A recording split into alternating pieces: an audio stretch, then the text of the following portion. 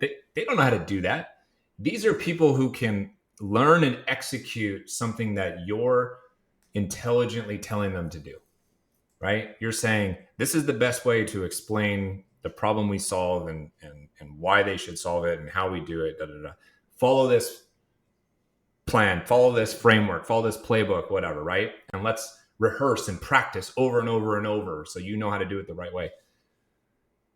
In the absence of that, you're just in big trouble. You see people pitching differently every single time.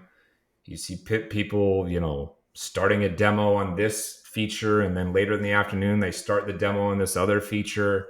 There's no continuity. They're just grasping at straws. You're dead in the water when that. And doing it on their own. I've came across a couple of organizations where when you look under the hood, there's 50 different version of the pitch deck. Yeah. All different messaging, Yeah. and you're like, what is going I've on? never seen one of those. I've never seen one of those startups succeed.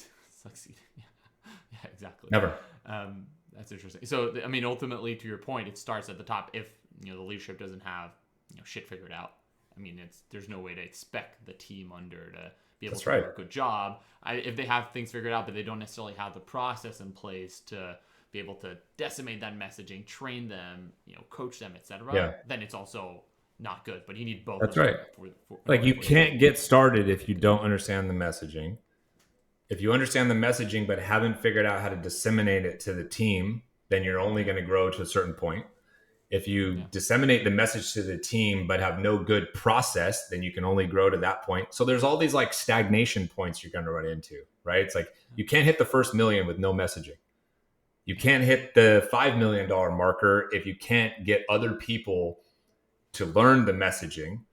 You can't hit the $10 million marker if you don't have a process to systematize everything. You can't hit 25 million. You see what I'm saying?